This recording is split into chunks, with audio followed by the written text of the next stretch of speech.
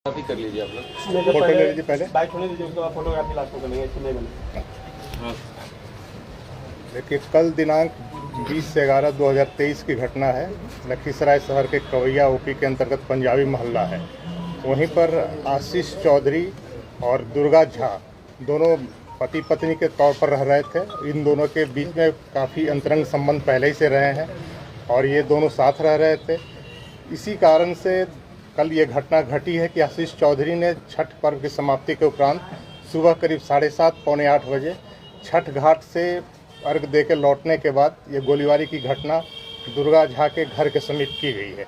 इस गोलीबारी की घटना में कुल 6 लोगों को गोली लगी थी, जिसमें अभी तक दुर्गा झा लड़की का देहांत कल पटना में हुआ है और उसके जो 2 भाई थे चंदन झा और राजनंदन झा, इनकी घटनास्थल पर मृत्यु हो गई थी। कुल 3 लोग अभी तक इसमें मृत हो गए हैं। बाकी जो 3 लोग हैं, दुर्गा झा लड़की के पिता शशिभूषण झा और उसकी भाभी लवली झा जो कि राजनंदन झा उसके मृत भाई की पत्नी है, और उसकी एक और बहन प्रीति झा, ये अभी जख्मी का इलाज पटना में चल रहा है।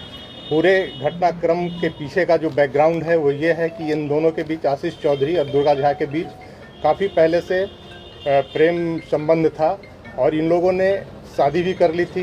कहीं न कहीं उनके परिवार की दोनों की रजामंदी भी थी। जो फोटोग्राफ्स आप देख रहे हैं इसमें लड़के के परिवार वाले भी हैं और लड़की के परिवार वाले भी हैं, लेकिन किसी कारण से फिर अनबन हुआ इन दोनों में, जिसके फलस्वरूप ये घटना घटी है। और उनके घर से, घटनास्थल के पास से एक नोटबुक प्राप्त हुआ है। नोटबुक में करीब 15 पृष्ठों में आशीष चौधरी ने काफ़ी डिटेल से अपने और दुर्गा झा के बीच हुए पूरे संबंध का चर्चा किया है और उसमें ये स्पष्ट रूप से लिखा है कि काफ़ी मानसिक प्रताड़ित होने के बाद ही उसने ऐसा कदम उठाया है। दुर्गा झा के लिए उसने उसको कोचिंग में रख के पटना में पढ़ाया, नाला रोड में, उसका भी जिक्र उस डायरी में आप लोग देखेंगे। और हॉस्टल, गर्ल्स हॉस्टल में रख के कोचिंग करवाया बैंकिंग के लिए। अपना हिस्से की ज़मीन उसने बेच दी अपने भाई के नाम से। उस पैसे से उस दुर्गा झा को पटना में रख के पढ़ाया और सारा पैसा ख़त्म कर दिया। और इसके बाद वो लड़की को कैसे दुराव उससे हुआ, इसकी जिक्र भी उस डायरी में है। और उसके परिवार वाले ने फिर बाद में उसको तनिष्क का एक शोरूम है हथुआ मार्केट में पटना में, वहाँ सेल्समैन के रूप में उस लड़की को रखा। और इस डायरी में जो अंकित है कि लड़की वहाँ जब काम कर रही थी दुर्गा झा, तो वहाँ फिर किसी और लड़के से उसका अंतरंग संबंध हो गया है। और इसकी जानकारी जब आशीष चौधरी को हो गई है तो इसके बाद इसने इतना बड़ा कदम उठाया है। और इसमें जो उसने अपना 15 पृष्ठों में जो बयान दर्ज किया है अपना, उसमें इसने उल्लेख किया है कि काफ़ी सोच विचार करने के बाद, काफ़ी मानसिक रूप से प्रताड़ित होने के बाद ये घटना उसने किया है। और ये घटना तो जघन्य है, लेकिन पुलिस इसमें काफ़ी त्वरित कार्रवाई करते हुए इसमें जिसने लाइनर की भूमिका निभाई है, जिस लड़के ने, उसका नाम है राजन पासवान उर्फ समीर राज। इसकी गिरफ्तारी हो गई है। पूरे CDR के लोकेशन से, वैज्ञानिक अनुसंधान से यह साबित हो गया है कि पूरा घटना का लाइव लोकेशन आशीष चौधरी को ये समीर पासवान दे रहा था। CDR से ये बात प्रमाणित है कि हर 15 मिनट पर, 20 मिनट पर 4 कॉल हैं। 7 बजे से लेकर 7:30 के करीब, 7:45 के करीब तक कॉल से वो बताते गया है। और घटनास्थल पर इसी के लाइव लोकेशन देने पर वहाँ पर पहुँच के आशीष चौधरी ने गोलीबारी की घटना की गई है। तो इसमें लाइनर की भूमिका निभाने वाले समीर राज उर्फ राजन की गिरफ्तारी हो चुकी है। और एक और व्यक्ति की गिरफ्तारी हुई है, उमेश साहू की, जिसके बारे में अनुसंधान में और साक्ष्य आए हैं और उस पर साक्ष्य संकलन किया जा रहा है, साक्ष्य को संपुष्ट करने के लिए। इसके अतिरिक्त अन्य लोग पर भी अभी पुलिस की नज़र है। जो अनुसंधान में जो तथ्य आए हैं उसके लिए हम लोग प्रयासरत हैं। किसी भी कीमत पर हम लोग आशीष चौधरी को छोड़ने वाले नहीं हैं। ये घटना उसने किया है, मानसिक रूप से भले ही प्रताड़ित हुआ हो, लेकिन घटना जघन्य है और अपराध के दृष्टिकोण से ऐसी घटना को पुलिस कभी बर्दाश्त नहीं करेगी। और इस पर हम लोग काफ़ी कार्रवाई कर रहे हैं। रात में भी रेड हुआ है।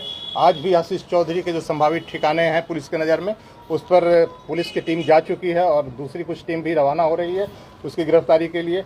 और उम्मीद है कि जल्द ही हम लोग आशीष चौधरी को भी पकड़ने में कामयाब हो पाएंगे और आशीष चौधरी को निश्चित रूप से पुलिस पकड़कर कार्रवाई करेगी। सर, ये डायरी लिखने से ये नहीं अंदाजा लगता है कि ये सरफिरा आशिक के साथ साथ सातिर भी है? आप कह सकते हैं, सातिर भी है और इसके कुछ क्रिमिनल हिस्ट्री भी मिले हैं जो पहले किसी मामले में ये जेल गया है तो उस पर भी हम लोग देख रहे हैं उसको बढ़िया से कि किस तरीके उसका रिकॉर्ड भी निकालना पड़ेगा, क्योंकि 2007-8 का मामला बताया जा रहा है।